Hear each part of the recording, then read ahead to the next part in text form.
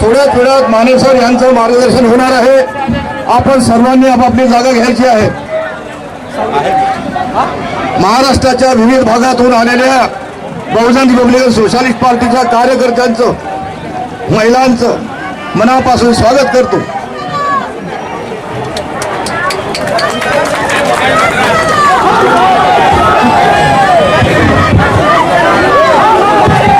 Hello, मागे आवाज येतोय का? ज्या ठिकाणी आहात आता बसून घ्या. बोल डॉक्टर बाबासाहेब आंबेडकरांचा आवाज काय? जरा जोरात विदर्भाचा आवाज आहे ना. अरे बोल डॉक्टर बाबासाहेब आंबेडकरांचा, क्रांतिबा ज्योतिबा फुल्यांचा, छत्रपती शिवाजी महाराजांचा, छत्रपती शाहू महाराजांचा, लोकशाहीर साहित्य सम्राट अण्णाभाऊ साठरांचा, बहुजन रिपब्लिकन सोशलिस्ट पार्टीचा, बहुजन रिपब्लिकन सोशलिस्ट पार्टीचा.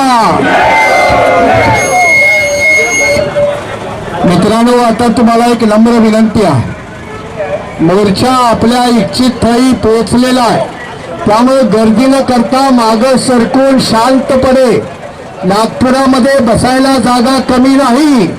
या जागेचा 7-12 अजून फडणवीसांच्या नावानं लिहिलेला नाही, त्यामुळे तुमच्या बापाची सुद्धा जागा आहे. त्यामुळे तुम्ही रीतसरित्या मागं सरका आणि शांतपणे जागावरती बसून घ्या. आता रीतसरित्या या सभेला प्रारंभ होईल, तेव्हा गर्दी न करता आणि जे झेंडे आहेत ते झेंडे आता दोन्ही बाजूला हातात बसणाऱ्या कार्यकर्त्यांनी घ्यायचे. मधले झेंडे बाजूला करा, मधले झेंडे बाजूला उभे द्या, खाली पडायचे नाही. मधले झेंडे बाजूच्या कार्यकर्त्याच्या हातात द्या.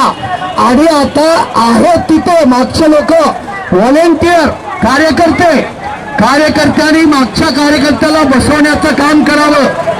कपिल खिलारे विदर्भातले कार्यकर्ते मागच्या कार्यकर्त्याला बसवण्याचं काम करा. अरविंद कांबळे मागचे कार्यकर्ते बसवण्याची कामं करा. आणि आता शांतपणे सभेला सुरुवात होईल. या सभेला आपण या ठिकाणी पोहोचलेलो. या विचारपीठावर खबरार सर कुठे या ना, या विचारपीठावर अनेक मान्यवर आहेत. आपले जनता दलाचे प्रदेश अध्यक्ष शेवाळे आहेत, माजी संघीय अधिकारी ज्यांचं सामाजिक चळवळीमध्ये मोठं योगदान आहे ते आदरणीय ईझेड खोब्रागडे आहेत. आपले विदर्भवादी नेते या देखील आपल्या स्टेजवरती आहेत. अनेक आपले आमदार खासदार सुद्धा या मोर्चामध्ये येणार आहेत. तेव्हा या सगळ्यांचं एकदा जोरदार टाळ्या वाजवून आपण स्वागत करूया. या सगळ्यांचं जोरदार एकदा टाळ्या वाजवून स्वागत करा.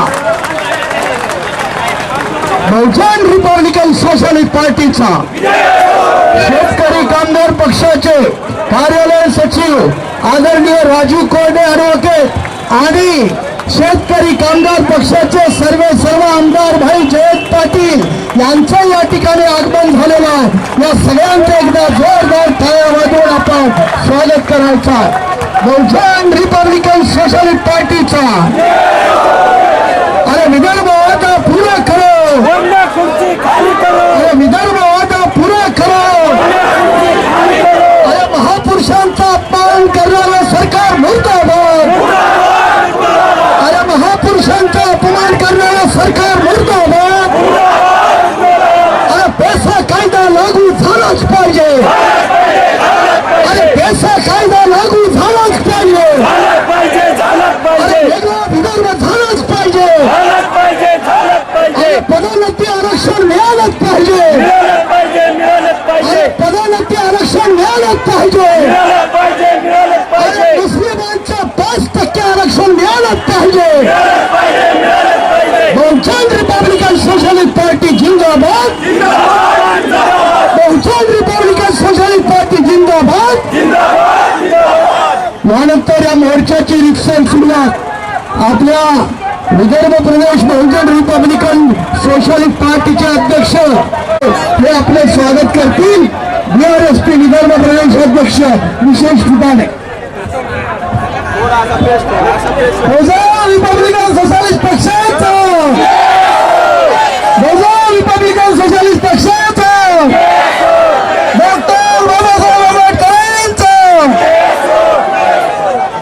आज बहुजन रिपब्लिकन सोशलिस्ट पक्षाच्या वतीने डॉक्टर सुरेश माने सरांच्या नेतृत्वामध्ये या विधान भवनावर भव्य मोर्चाचं आयोजन केलेलं आहे, विराट मोर्चाचं आयोजन केलेलं आहे, हल्लाबोल मोर्चाचं आयोजन केलेलं आहे.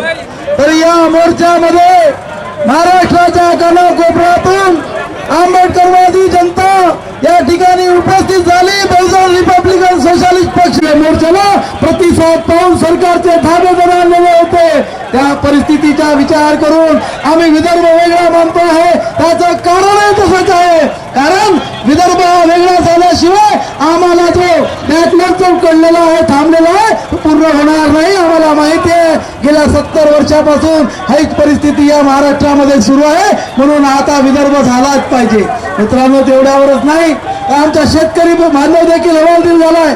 शेतकऱ्यांच्या बाबतीत बोलायचं झालं, या विदर्भातील शेतकऱ्यांवर जो अन्याय होतोय, अत्याचार होतोय, तो सहन करण्याची स्थिती नाहीये. मित्रांनो, विचार करा. आता या ठिकाणी बोलता बहुजन रिपब्लिकन सोशलिस्ट पार्टीच्या या अतिविराट हल्लाबोल मोर्चाला उपस्थित पक्षाचे राष्ट्रीय अध्यक्ष ॲडव्होकेट डॉक्टर सुरेश माने साहेब, आपण सर्व बांधवांनो, आज या हिवाळी अधिवेशनावर पक्षाचे राष्ट्रीय अध्यक्ष ॲडव्होकेट डॉक्टर सुरेश माने साहेब यांच्या सक्षम नेतृत्वामध्ये आपल्या या देशातल्या, राज्यातल्या शेतकरी, शेतमजूर, बेरोजगार, विद्यार्थी मोर्चा बांधवांनो, या देशामध्ये मुस्लिमांना शैक्षणिक आरक्षण मिळावं, ओबीसी जनगणना झाली पाहिजे, पेसा कायदा लागू झाला पाहिजे, मराठवाड्याचा आर्थिक विकास झाला पाहिजे. बांधवांनो, या राज्यातल्या तमाम बहुजन समाजाचे प्रश्न या महाराष्ट्रात जर कोणी उचलत असेल तो एकमेव नेता डॉक्टर सुरेश माने साहेब आहेत. डॉक्टर सुरेश माने साहेबांच्या नेतृत्वात हजारो लाखो कुटुंबांना वाचवण्याचं काम आदरणीय माने साहेबांनी केलं आहे. न्यायालयाच्या माध्यमातून हायकोर्टामध्ये लाखो करोडो गावरान धारकांच्या वतीने, भूमिहीनांच्या अतिक्रमण धारकांच्या वतीने आदरणीय माने साहेब लढाई लढत आहेत.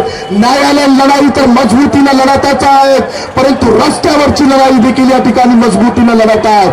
म्हणून या शिंदे फडणवीस सरकारला, या भारतीय जनता पार्टी सरकारला, या सत्ता आणि संपत्तीने मस्त अडलेल्या रानबोक्यांची मस्ती जिरवण्यासाठी ॲडव्होकेट डॉक्टर सुरेश माने साहेब मैदानामध्ये उतरले आहेत. म्हणून या मोर्चाच्या माध्यमातून शिंदे फडणवीस सरकारला इशारा, तात्काळ आमच्या जमिनी आम्हाला द्या, तात्काळ वेगळा विदर्भ करा, सरकारी नोकऱ्यांचं कंत्राटीकरण बंद करा, ओबीसी जनगणना लागू करा, महापुरुषांचे स्मारक बांधा, महापुरुषांची बदनामी बंद करा, या अनेक मागण्या घेऊन आदरणीय माने साहेब मैदानामध्ये उतरल्या. बांधवांनो, आपल्याला जाता जाता एकच विनंती करतोय, या महाराष्ट्रामध्ये फुले शाहू आंबेडकरी आंदोलनाला, या परिवर्तनवादी आंदोलनाला इज्जत प्राप्त करून देण्यासाठी आदरणीय माने साहेब दिवस रात्र आपला वेळ पैसा बुद्धी, आपल्या शरीराची काळजी न घेता महाराष्ट्रातल्या कानाकोपऱ्यात खेडे गावात फिरतात. आपल्या सर्वांना विनंती आहे की हिम्मत न हार साथी, अभी उम्मीदों की आस बाकी है. बऱ्याचशा लोकांचा विश्वास मेलेला आहे, फुले शाहू आंबेडकरांचं काही होऊ शकत नाही असा विश्वास आमच्या जिवंत राहिलेला नाही. पण आपल्याला सांगू इच्छितो की हिम्मत न हार साथी, अभी उम्मीदों की आस बाकी है और कुछ लोगों में ईमान का एहसास अभी बाकी है. कैसे ना होगा सपना पूरा मेरे भीम का, क्योंकि सच्चे भीम सैनिकों की सांस अभी बाकी है, क्योंकि सच्चे भीम सैनिकों की सांस अभी बाकी है. या देशातल्या, या राज्यातल्या बहुजन समाजाला न्याय देण्यासाठी, इथल्या सरकारची मस्ती जिरवण्यासाठी या मोर्चाचं आयोजन आदरणीय माने साहेबांच्या नेतृत्वामध्ये केलेलं आहे. आपण सर्वजण या आंदोलनामध्ये सहभागी झालात, या आंदोलनाला विराट मोर्चाला यशस्वी केलात. धन्यवाद. जय भीम, जय भारत, जय शिवराय. खूप ऑफिस. हजारो कार्यकर्ते घेऊन अरविंद कांबळेच्या नेतृत्वात त्या आजच्या मोर्चाला आलो. त्यांचा एकदा जोरदार टाळ्या वाजवून आपण अभिनंदन करूया. आणि यानंतर मी आता आवाज देतोय महाराष्ट्रातील ज्येष्ठ नेते, महाराष्ट्राच्या राजकारणातील मुरब्बी नेते, शेतकरी कामगार पक्षाचे महासचिव, रिपब्लिकन सोशलिस्ट पार्टीचा भाई जयंत पाटील, बहुजन रिपब्लिकन सोशलिस्ट पार्टीच्या वतीनं महाराष्ट्रातल्या तमाम कष्टकरी, दलित, पीडित, आदिवासींसाठी अनेक प्रश्न घेऊन विधिमंडळावर तुम्ही जे आलेला आहात, मी तुम्हाला इथे आश्वासित करू इच्छितो की एक आमदार म्हणून आणि प्रादेशिक आघाडी जी आपण स्थापन केलेली आहे, जे कष्टकरी, बहुजनवादी, दलित त्यांचं संरक्षण करण्यासाठी, त्यांच्या वतीनं तुम्हाला मी या ठिकाणी मनापासून एक आश्वासन करतो की आम्ही सर्व शक्तीनिशी तुमच्या बरोबर आहे. मी या ठिकाणी पेशा कायद्याबद्दल बोलता, पेशा कायदा लागू आहे आणि त्याची अंमलबजावणी आज बरोबर होत नाहीये. पेशा कायद्यामध्ये प्रामुख्यानं ग्रामपंचायतीचे अधिकार सगळे हुसकावून घेतलेले आहेत, हिसकावून घेतलेले आहेत. त्याला ताबडतोब ते अधिकार पुन्हा प्राप्त झाले पाहिजेत. गडचिरोली सारख्या जिल्ह्यामध्ये पेशा कायद्याचं उल्लंघन करून त्या ठिकाणी दडपशाही चालू आहे आणि जे जलसंपत्ती आहे, जी वनस्पती नैसर्गिक संपत्ती आहे, ती प्रामुख्याने नष्ट करण्याचं काम सांप्रतचे राज्यकर्ते करतायत. ज्या संपत्तीच्या वतीतला आदिवासी आज जगाला मागतो त्याला या ठिकाणी कुठलाही आधार नाही आहे. जे तुम्ही प्रश्न घेतलेले आहेत ते प्रश्न विविध विषयाचे आणि अभ्यासू आहेत. या ठिकाणी ऍडव्होकेट सुरेश माने ज्या पद्धतीचे महाराष्ट्रामध्ये आणि विशेषतः संविधानावर अभ्यास करणारा एक नेता म्हणून आम्ही त्याच्याकडे बघतो. संविधानाबद्दल जे अभ्यास त्यांनी केलेला आहे आणि आज संविधानाचं रक्षण करण्याची आपल्याला आज मोठी आपल्यावर जबाबदारी येऊन पडलेली आहे आणि त्या दृष्टिकोनातून त्याबाबत पण जे या मोर्चामध्ये तुम्ही निवेदन केलेलं आहे त्याला पण आमचं समर्थन आहे. दुसरी गोष्ट की या राज्यामध्ये 1 लाख शेतकऱ्यांनी शेती करण्याचं सोडून दिलेलं आहे. या राज्यामधले जे शेतकरी आहेत, शेती परवडत नाही म्हणून सरकारच्या अभ्यासाप्रमाणे, पाणीप्रमाणे या शेतकऱ्यांनी शेती परवडत नाही म्हणून ती शेती करायचं सोडून दिलेलं आहे.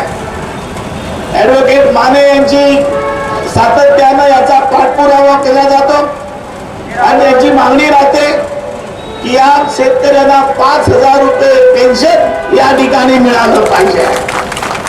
आणि म्हणून या ठिकाणी जे विविध प्रश्न आहेत आज खऱ्या अर्थानं विधिमंडळामध्ये थांबलो पण विधानसभेच्या आमदार मुक्ता टिळक यांचं निधन झाल्यामुळे विधिमंडळाचं कामकाज होऊ शकलं नाही आणि त्यामुळे तुमच्या मोर्चाचा आवाज आणि तुमचे प्रश्न मी आज हाऊस मध्ये मांडण्यासाठी आज मी 289 दिला होता, परंतु त्यामध्ये विधानसभेमध्ये शोक प्रस्ताव आल्यानंतर कुठलंही बोलायचं नाही, बंधन आहे आणि संकेत आहे. पण माने सरांना मी आश्वासित करतो, सोमवारी ज्या वेळेला सभा चालू होईल त्यावेळेला तुमच्या या प्रश्नाचे विविध प्रश्नाचा आवाज तुमच्या वतीनं आणि मोर्चेकरांच्या वतीने विधानसभेमध्ये मी उठवीन. मला निश्चितपणे या ठिकाणी मला पण अमरावतीला एका मोर्चाला जायचं आहे म्हणून मी या ठिकाणी जास्त बोलत नाहीये. मी या ठिकाणी एकच आश्वासन करतो, तुम्ही मंडळी ऍडव्होकेट मानेंच्या मागे उभे राहा. माने हा कष्टकऱ्यांचा खऱ्या अर्थानं गरिबांचा आवाज उठवणारा नेता आहे. मानेनी या ठिकाणी स्वतः वकिली केली आणि आपल्या त्यांना भरपूर पैसे मिळू शकतात त्याला, पण समाजासाठी एक बांधिलकी घेऊन आणि काशीरामांचा खरा विचार पुढे नेण्याचं काम ऍडव्होकेट माने करतायत आणि म्हणून मी त्यांना शुभेच्छा देतो आणि तुमची दिलगिरी व्यक्त करतो की मला पुढे अमरावतीला जायच्यामुळे मी जास्त बोलत नाही, पण मानेंची ताकद या विदर्भात वाढली पाहिजे ही पुन्हा एकदा मी या ठिकाणी अपेक्षा व्यक्त करून माझे विचार संपवतो. जय जय बहुजन रिपब्लिकन सोशलिस्ट पार्टीच्या बहुजन रिपब्लिकन सोशलिस्ट पार्टीच्या डॉक्टर सुरेश माने सर आगे बढ़ो, डॉक्टर सुरेश माने सर आगे बढ़ो.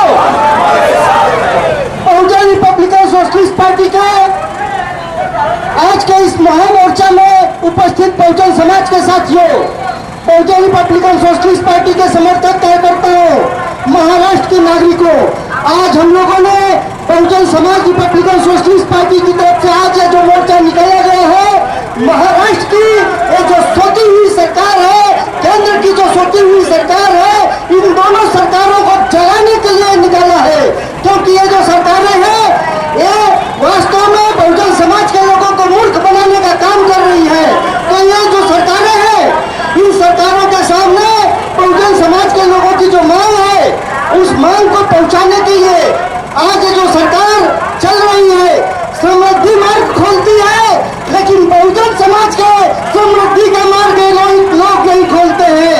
और हमारी मांग है कि रोड नहीं बनाना चलेगा, लेकिन बहुजन समाज के समृद्धि के जो मार्ग है, जो संविधान ने हमको हक और अधिकार दिए हैं, उस हक अधिकार के ऊपर रोडों में डालो. लेकिन बहुजन समाज के 2 मिनिटांपूर्वी जयंत पाटील आमदार बोलून गेले की खरा काशीरामचा जो वारसा आहे ते सुरेश माने राबवत आहेत आणि या विदर्भ प्रदेशात इथे दीक्षाभूमीचं स्मारक आहे आणि विदर्भाच्या प्रश्नावर आम्ही जमूनवर हॉटेलवर काम करत असताना जयंत पाटलांचा परिचय झाला होता. या डायसवर आमचे विदर्भाचे नेते शेतकरी नेते श्री अरुण केदार खोबरागड्याची औरंगाबादचे प्रतिनिधी आणि पूर्ण महाराष्ट्रात आलेले लोक इथे हजर आहेत. मी त्यांना पहिले मानाचा मुद्रा करतो. आपण आमचा 5व्या नंबरवर इथे मुद्दा मांडलेला आहे. पेसा कायद्याची अंमलबजावणी झाली पाहिजे. इथल्या शेतकऱ्यांना 5,000 रुपये पेन्शन मिळालं पाहिजे. काल परवा एकनाथ खडसेंनी भाषणात सांगितलं, देवेंद्र फडणवीसांनी एक प्रतिज्ञा केली होती की मी लग्न करणार नाही जोपर्यंत विदर्भ होणार नाही. आणि हे खोक्यांचं सरकार असंवैधानिक सरकार आहे, ज्यांना काहीही लिगल स्टेटस नाही, ते खोके घेऊन आले आहेत आणि दोघेही चुपचाप आहेत. कारण ज्यांनी घेतले ते बोलत नाही आहेत आणि ज्यांनी दिले तेही बोलत नाही आहेत. तर त्याचा जो वाद झाला बच्चू कडू आणि रवी लाडाच्या वादामध्ये ते लक्षात आलं की काहीतरी देवाणघेवाण झालेली आहे. त्यामुळं आम्ही लोक पैशासाठी या लोकांना निवडून दिलं आहे का? या लोकांनी पैसे कमवायसाठी सरकार चालून आले, हे आमचं काम करणार नाही. 2,500 करोड रुपयाची देवाणघेवाण झालेली आहे आणि 2,500 करोड वसूल करते महाराष्ट्राचं सरकार चालवते. तिथे मोदी साहेब सांगतात आहे की देशाची खूप प्रगती होत आहे. मला म्हणायचं आहे की 80 करोड लोक फुकट अन्नधान्य खात आहे. मला समजावून सांगा, 80 करोड लोकांना तुम्ही अन्नधान्य देत आहे आणि आम्ही म्हणतोय प्रगती होत आहे. त्या 50 वर्षात भारतावरचं कर्ज 55,000 करोड होतं, ते आज 1,35,000 करोड झालं आहे. म्हणजे प्रत्येक माणशी 1 लाख रुपयाचं कर्ज झालेलं आहे. तर अशा सरकारचा मी निषेध करतो आणि जय हिंद बोलतो. धन्यवाद. संविधानाचे तज्ञ आणि गोरगरिबांचे रक्षक आमचे सहयोगी आदरणीय सुरेशजी माने साहेब, डॉक्टर सुरेशजी माने साहेब, या त्यांच्यावर उपस्थित सर्व मान्यवर, सुनील भाऊ चोखारे आणि BRSPचे सर्व पदाधिकारी भावांनो, तुमच्यासारखा आम्ही शरद जोशीच्या सोबत राहिलो आणि 30 वर्षाच्या पहिले हा जिल्हा होता शेतकरी संघटनेचा. सरकारला एकच मागणी आम्ही केली होती, उत्पादन खर्चाच्या आधारित शेतमालाला भाव द्या. पण शेतकऱ्यांच्या मालाला भाव दिला नाही. सरकारने भीक माग्या सबसिडीला दिल्या, आमच्यावरचं कर्जही माफ केलं, बिजली बिल माफ केली, पण उत्पादन खर्चाच्या आधारित भाव दिला नाही.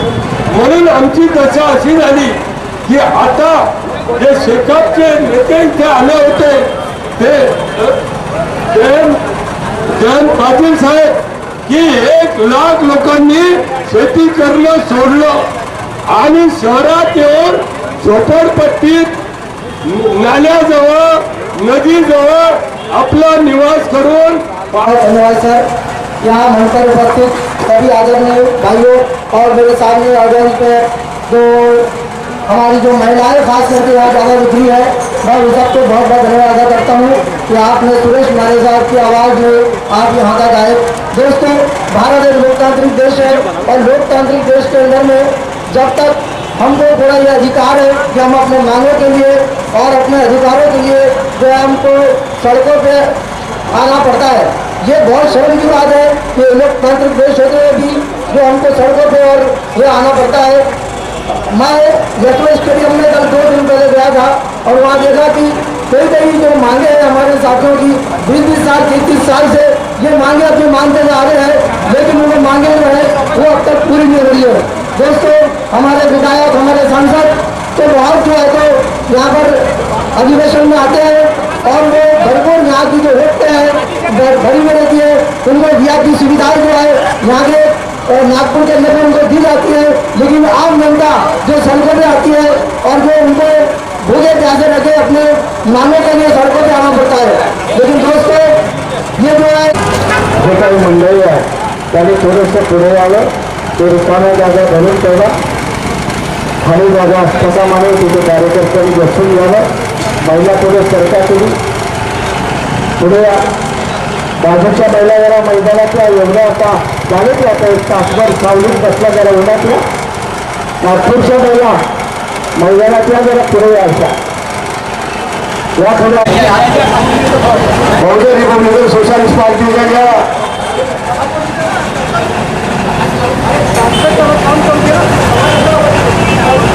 बहुजन रिपब्लिकन सोशलिस्ट पार्टीच्या या मोर्चामध्ये आपलं बहुजन रिपब्लिकन सोशलिस्ट पार्टीच्या धर्माच्या वतीने आपलं स्वागत करतो.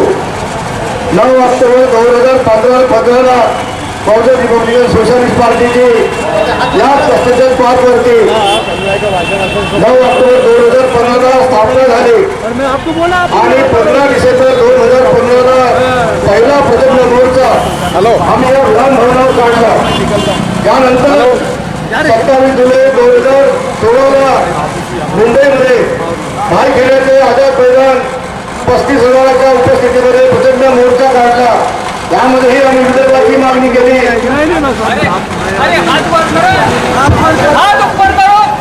हात उंच करून प्रचंड मोठ्या घोषणा द्यायच्या. बहुजन रिपब्लिकन सोशलिस्ट पार्टीचा, छत्रपती शिवाजी महाराजांचा, बाबासाहेब आंबेडकरांचा, कांशीरामचा हा बाबा आहे. कांशीरामचा हा बाबा आहे. फडणवीस सरकार मुर्दाबाद, बीजेपी सरकार मुर्दाबाद. पेशवा कायदा लागू झालाच पाहिजे.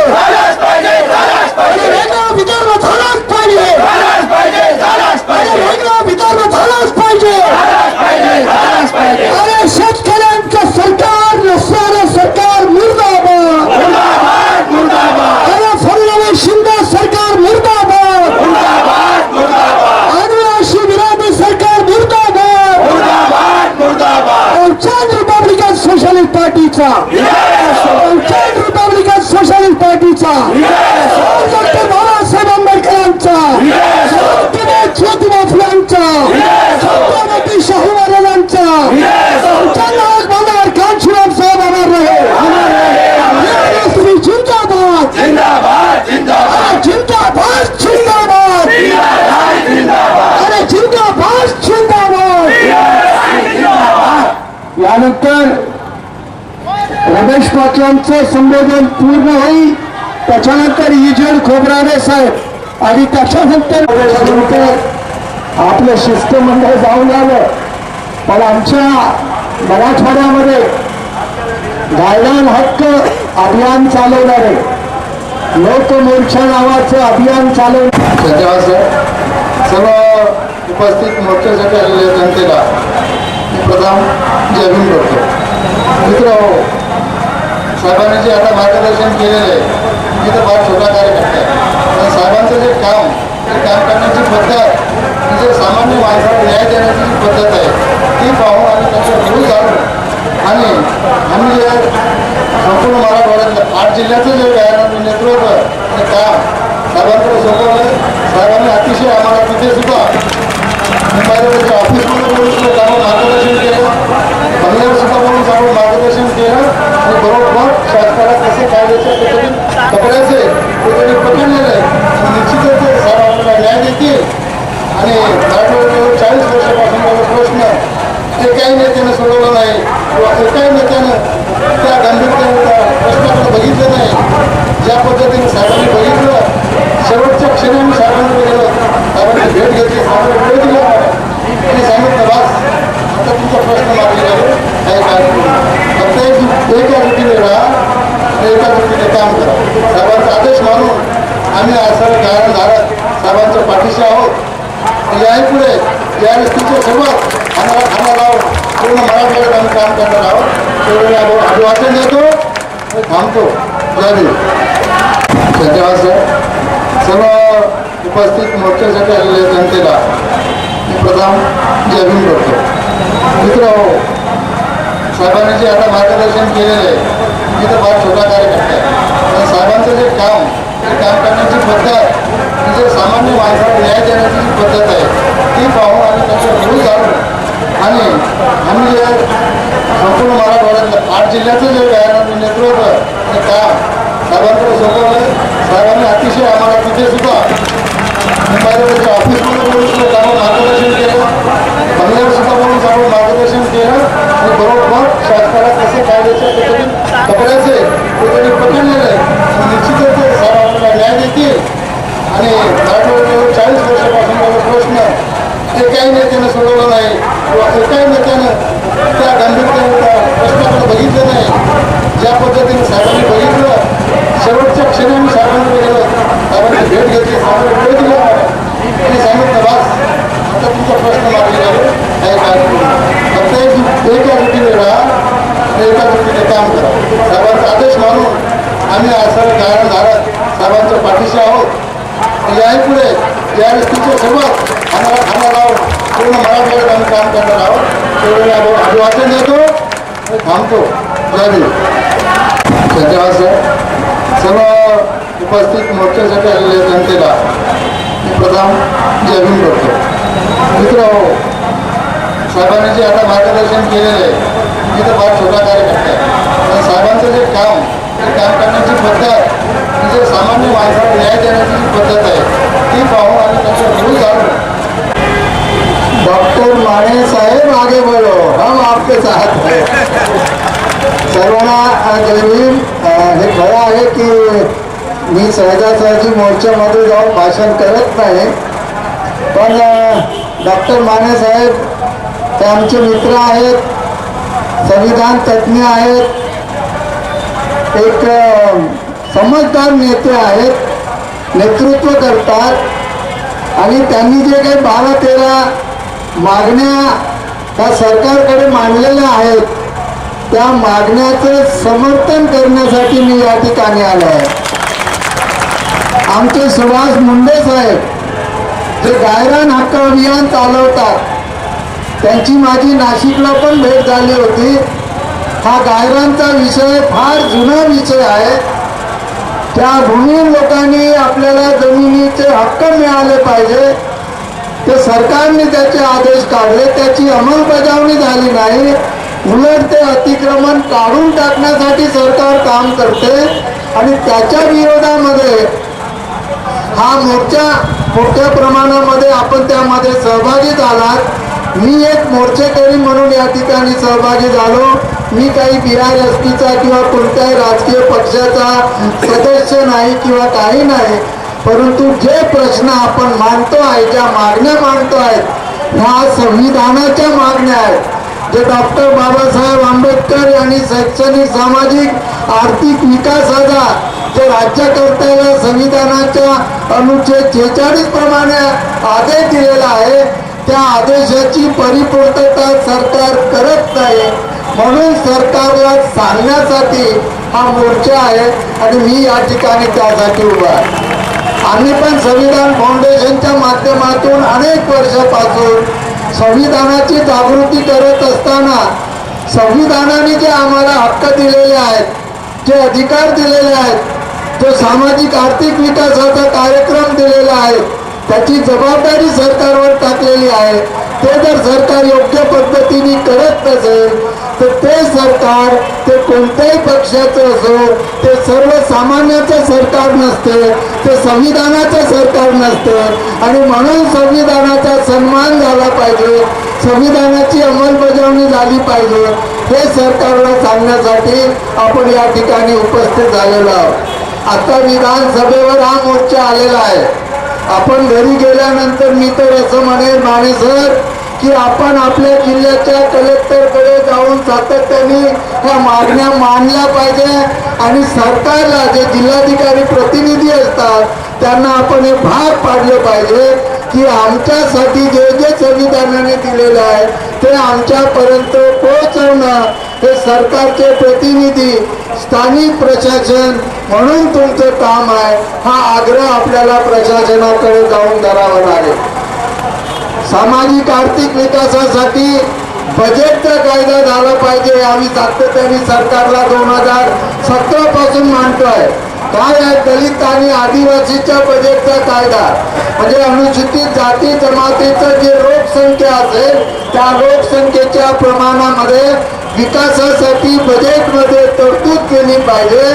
पण हे सरकार तशी तरतूद करत नाही आणि केलेली तरतूद ती खर्च होत नाही. तर आता या 10 वर्षातले जर आपण आकडेवारी बघितले तर 30,000 कोटी रुपये अनुसूचित जातीच्या 9 शैक्षणिक, सामाजिक, आर्थिक विकासासाठी आहे. ते सरकारने नाकारले, दिले नाही आणि ते दुसरीकडे वापरले. म्हणून सरकारने बजेटचा कायदा हा विधानसभेत केला पाहिजे अशी एक मागणी आहे. दुसरं आपल्याला माहित आहे की आपल्यावर जे जातीय अत्याचार होतात त्यासाठी जो कायदा आहे, अॅट्रॉसिटी ॲक्ट, त्या कायद्याअंतर्गत मुख्यमंत्र्याच्या अध्यक्षतेखाली जी कमिटी तयार झाली पाहिजे, त्या 2.5 वर्षात, आणि मागचं सरकार आणि हे सरकार या दोन्ही सरकारांनी अशी समिती स्थापन केली नाही, एकही बैठक केली नाही आणि या कायद्याकडे या सरकारचं दुर्लक्ष आहे. तिसरी मागणी आहे जी आपल्याला शिक्षणाची आहे. शिक्षणासाठी जी शिष्यवृत्ती आहे ती भारत सरकारने सांगितलं आहे की यांना शिष्यवृत्ती द्या. महाराष्ट्राचा विद्यार्थी उच्च शिक्षणासाठी महाराष्ट्राच्या बाहेर कुठेही जरी शिकत असेल तरी त्यांची ट्युशन फी द्या. पण महाराष्ट्र सरकारने ही 2016 पासून बंद केली आहे. त्यामुळे आपल्या मुलांचं मुलींचं शिक्षण जे गरीब आहेत त्यांना त्याचा त्रास आहे. ही एक मागणी आहे. वसतिगृहामध्ये जर प्रवेश मिळाला नाही तर त्यांना स्वाधार नावाची योजना आहे. 2-2 वर्षापासून स्वाधारचे पैसे मिळत नाही. रमाई नावाची घरकुल योजना आहे अनुसूचित जाती जमातीसाठी. त्या रमाई घरकुलला 8 लाखाचं उद्दिष्ट ठरवलं. आतापर्यंत RTIच्या माहितीप्रमाणे फक्त 5 लाख घरं बांधलेले आहे. 3 लाख घरं अजून महाराष्ट्र सरकारने मंजूर केले नाही, ते बांधलेले नाही. आता गायरान जमिनीचा जसा जो मुद्दा आहे, जमीन मिळाली पाहिजे, तशी कर्मवीर दादासाहेब गायकवाड नावाची स्वाभिमान योजना आहे. 17 वर्षामध्ये महाराष्ट्र सरकारने फक्त 6,000 कुटुंबांना जमीन दिली. जिथे 8 ते 10 लाख BPL आणि भूमिहीन महाराष्ट्रात आहे, तर फक्त 6,000 कुटुंबांना 21,000 एकर जमीन दिलेली आहे. तर या योजनेकडे सुद्धा महाराष्ट्राचं लक्ष नाही, सरकारचं लक्ष नाही. सरकार नेहमी सांगत असते की आम्ही शाहू फुले डॉक्टर बाबासाहेब आंबेडकर यांच्या विचाराचं सरकार आहे, आम्ही संविधानानुसार काम करणारं सरकार आहे. आता या महापरिनिर्वाण दिनी माननीय मुख्यमंत्री आणि उपमुख्यमंत्री चैत्यभूमीला गेले आणि तिथे भाषणात सांगितलं आम्ही की छत्रपती शिवाजी महाराज आणि डॉक्टर बाबासाहेब आंबेडकर आणि भारताचे संविधान याच्यानुसार कारभार करतो. जर हे सरकार जर यानुसार कारभार करत असेल तर आम्हाला या शोषित वंचिताच्या या शैक्षणिक सामाजिक आर्थिक विकासासाठी मोर्चा काढण्याची आम्हाला गरज का पडावी, हा प्रश्न सुद्धा आपल्याला या निमित्ताने सरकारला विचारायचा आहे. मी आपला फार वेळ घेत नाही, परंतु हे अनेक मुद्दे आहेत आणि आता माने साहेबांबरोबर आम्ही चर्चा केली की हे मुद्दे हे महाराष्ट्रभर घेऊन जाणे आणि प्रशासनाला ते करण्यासाठी भाग पाडणे. जोपर्यंत आपण सामाजिक न्याय म्हणत असतो तर शासन प्रशासनामध्ये शोषण, भ्रष्टाचार, पिळवणूक, विलंब हे जोपर्यंत थांबत नाही तोपर्यंत दलित आणि आदिवासी, भटके, विमुक्त, OBC, मायनॉरिटी यांच्यासाठी ज्या ज्या योजना आहेत त्या योजनेचा योग्य पद्धतीने लाभ मिळत नाही. तर आपण जे आता यामध्ये आलेलो आहोत तर आमच्या जगण्याचे प्रश्न जे आहेत ते संविधानातून सुटणार. म्हणून संविधानाचा जागर करून या सरकारला आपल्याला सांगावं लागेल की हे सगळे प्रश्न आपण सोडवावे. आपण मोठ्या संख्येने या मोर्चामध्ये सहभागी झालात. माने साहेबांच्या नेतृत्वामध्ये हे सगळे सामाजिक आर्थिक विकासाचे, न्यायाचे प्रश्न, कायद्याचे प्रश्न हे आपण सातत्याने सरकारकडे मांडत राहावं लागेल आणि ते आपण सगळे मिळून करूया अशी मी आपल्याला विनंती करतो, जयभीम करतो आणि या ठिकाणी थांबतो. धन्यवाद.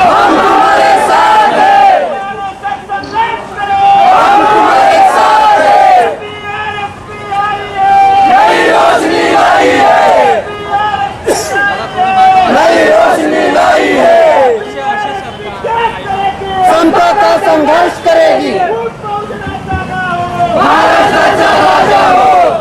बहुजन रिपब्लिकन सोशलिस्ट पार्टी के महाराष्ट्र विधानसभा अधिवेशन के ऊपर ऐतिहासिक विदर्भ नगरी नागपुर में कोल्हापुर से लेकर गढ़चिरौली, गोंदिया तक और नांदेड़ से लेकर नंदुरबार जिले तक आज के इस मोर्चा में बड़ी भारी तादाद में शामिल हुए पार्टी के समर्थकों इस मोर्चा को संबोधन करने के लिए इस विचार मंच पर पधारे दूसरे दलों के सम्मानीय नेतागण, इस मोर्चा को जिन्होंने संबोधित किया आदरणीय EZ खोब्रागडे साहब, हमारे विदर्भवादी नेता और काफी लंबे समय से सुबह 11 बजे से यशवंत स्टेडियम से लेकर अभी लगभग 4:45 बजे तक मैदान में डटे रहे। पार्टी के जाबाज साथी, महिलाओं, भाई और बहनों, ये मोर्चा किस लिए लाया गया, क्या मकसद है उसका? हमारे साथियों ने कुछ गीतों के माध्यम से, कुछ भाषणों के माध्यम से समझाया, लेकिन सबसे पहली अहम बात कि विदर्भ में 4 साल के बाद यह पहला अधिवेशन हो रहा है। विदर्भ में, विदर्भ नगरी में यह पहला अधिवेशन हो रहा है 4 साल के बाद। ये परंपरा क्यों शुरू हुई? जब महाराष्ट्र की असेंबली मुंबई में है तो नागपुर में अधिवेशन क्यों लिया जाता है? और उसके पीछे एक लंबा इतिहास है। इतिहास यह है कि जब महाराष्ट्र स्टेट बन रहा था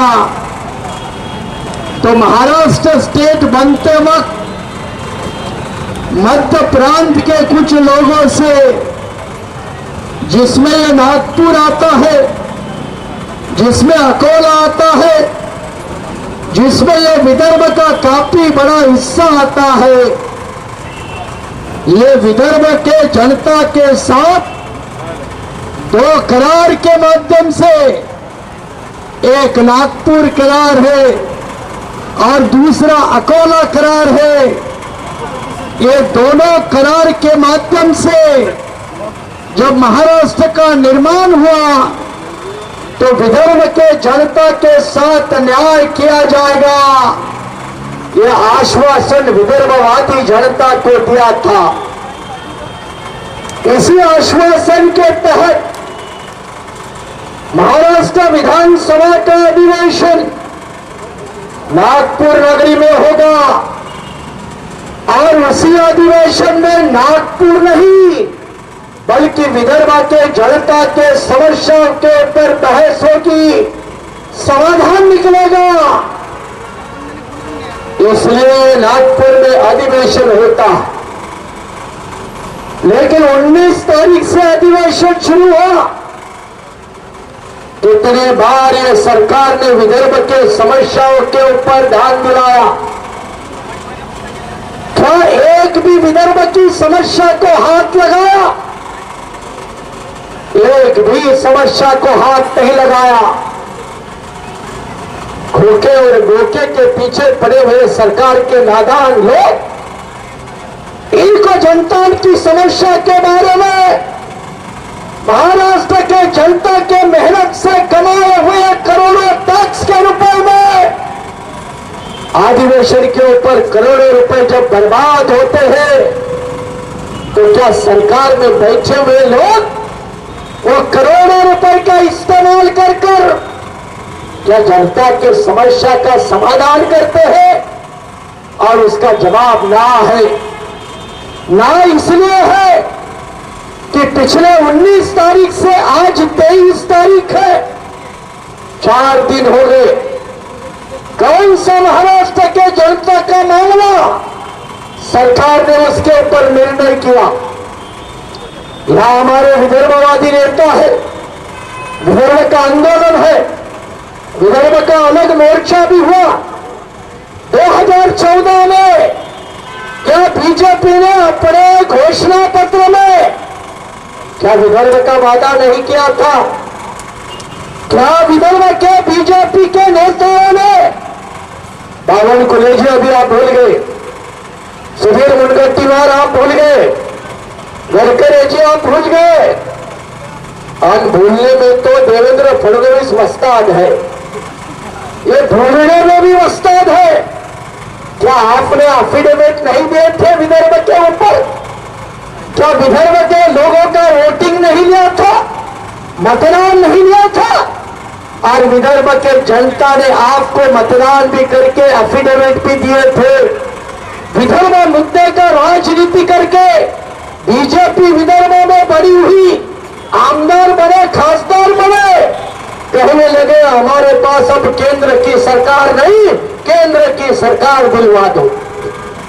और हमारा विदर्भ का तेली, कुलबी, मालवी, तमाम ओबीसी तबका मोदी के ऊपर फिदा हुआ, वोट डाले और केंद्र में भी बीजेपी की सरकार बनी। अब राज्य में बीजेपी, केंद्र में बीजेपी, तो भी विदर्भ नहीं बनता है, तो बीजेपी की सरकार अमेरिका में बनने के बाद क्या विदर्भ बनेगा? क्या अमेरिका में ही सरकार आपकी चाहिए? वैसे भी तो विश्व की सबसे बड़ी पार्टी होने का नारा लगाते हो, लेकिन विदर्भ के लोगों का विश्वासघात करने वाले लोगों को विदर्भ के लोगों ने जूते से मारना चाहिए, ये आवाज उठाने के लिए। क्या सिर्फ विदर्भ का मुद्दा है क्या? 2021 और 22 में विदर्भ के धान उत्पादक किसानों को बोनस नहीं मिला, 21-22 को बोनस नहीं दिया, 22-23 को अभी तक यह सरकार ने धान उत्पादक किसानों को बोनस डिक्लेयर नहीं किया। क्यों नहीं? देवेंद्र जी, आप बोलते हो हमारी सरकार किसानों के हित में काम करती है, तो धान उत्पादक किसानों के साथ अन्याय क्यों है? महाराष्ट्र में किसान आत्महत्या को लेकर रिकॉर्ड बन चुका है। पूरे देश में सबसे ज्यादा किसान और खेतीहर मजदूर अगर आत्महत्या करते हैं तो कौन से प्रदेश में? महाराष्ट्र प्रदेश में। क्या इसकी शर्म सरकार में बैठे हुए लोगों को नहीं आने चाहिए? पहले भी सरकार में बैठे हुए लोगों को शर्म आनी चाहिए और वर्तमान में बैठे हुए लोगों को भी शर्म आनी चाहिए। और पिछले 8 महीने में अकेले विदर्भ में 991 किसानों ने आत्महत्या की। क्यों आत्महत्या की भाई? बीजेपी का ढिंढोरा पड़ने वाले, पंतप्रधान किसान योजना का ढिंढोरा पड़ने वाले भाजपा वालों, क्या फसल बीमा के नाम पर किसानों की लूट नहीं करती है क्या फसल कंपनियां, बीमा कंपनियां? अरे 80 रुपए का चेक हाथ में थमा देते हैं किसानों के, 100 रुपए का चेक देते हैं किसानों के हाथ में। तो ये फसल कंपनियां, ये बीमा कंपनियां को सावधान करने वाली, प्रावधान देने वाली बीजेपी के सरकार, क्या ये निकम्मी सरकार नहीं है क्या? तो ये निकम्मी सरकार है और हमारा नारा होता है जो निकम्मी सरकार है वो सरकार बदलने की जरूरत होती है। तो ये निकम्मे सरकार बदलने का ऐलान करने के लिए ये बहुजन रिपब्लिकन सोशल पार्टी का मोर्चा विदर्भ में, अपने बाजू में, नागपुर के बाजू में भंडारा जिला, हमारे भंडारा के कुछ लोग मुझे नजर आ रहे, कुछ लोग तो नजर नहीं आ रहे। जो नहीं नजर आ रहे वो बाद में देखूंगा, जो दिखते हैं उनको पहले देखता हूं। समृद्धि मार्ग का उद्घाटन करने के लिए मोदी जी पहुंचे और उद्घाटन करते वक्त अपने भाषण में उनको भंडारा जिले का कोसी खुर्द याद आया। मोदी जी, आपकी भी सरकार 8 साल हो गए ना, 8 साल हो गए। अरे आप भी तो प्रधानमंत्री 2014 से है, लेकिन मोदी जी को भी 8 साल के बाद कोसी खुर्द याद आ गया। कहने लगे कोसी खुर्द को बनने के लिए कितना साल लगेगा? भाई आपके प्रधानमंत्री अटल बिहारी भी तो पहले केंद्र में थे, तब मोदी जी ने नहीं पूछा, खुद 8 साल हुए, 8 साल के बाद उनको कोसी खुर्द याद आ गया। कोसी खुर्द डैम भंडारा में है और भंडारा के अकेले लगभग 27 गांव उठाए गए, लगभग 26-25 गांव नागपुर जिले के उठाए गए, कुल मिला के 49 विलेजेस, 49 गांव ये कोसे खुर्द डैम बनाने के लिए उठाए गए। क्या उनका पुनर्वसन हुआ? क्या उनका रिहेबिलिटेशन हुआ? क्या उनको पूरी नुकसान भरपाई मिली? आज तक नहीं मिली।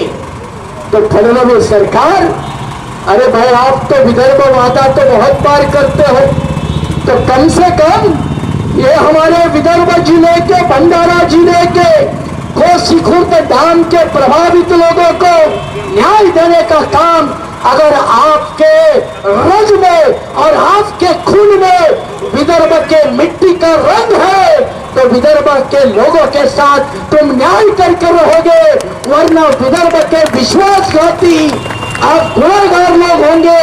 ये मैं खुले मन से आपसे ऐलान कर रहा हूं। क्या विदर्भ में गढ़चिरौली जिला नहीं है? क्या गढ़चिरौली जिले के लोग काफी लंबे समय से अहेरी जिले के निर्माण की मांग नहीं कर रहे? टोटल जियोग्राफिकल एरिया जो गढ़चिरौली का है उसको ध्यान में रखकर अगर आप अहेरी जिला नहीं बनाते तो गढ़चिरौली लोगों के साथ आप अन्याय कर रहे हो। इसलिए इस मोर्चे की वो भी मांग है, हमारे खोबरागे साहब भी गढ़चिरौली जिले में रह चुके हैं,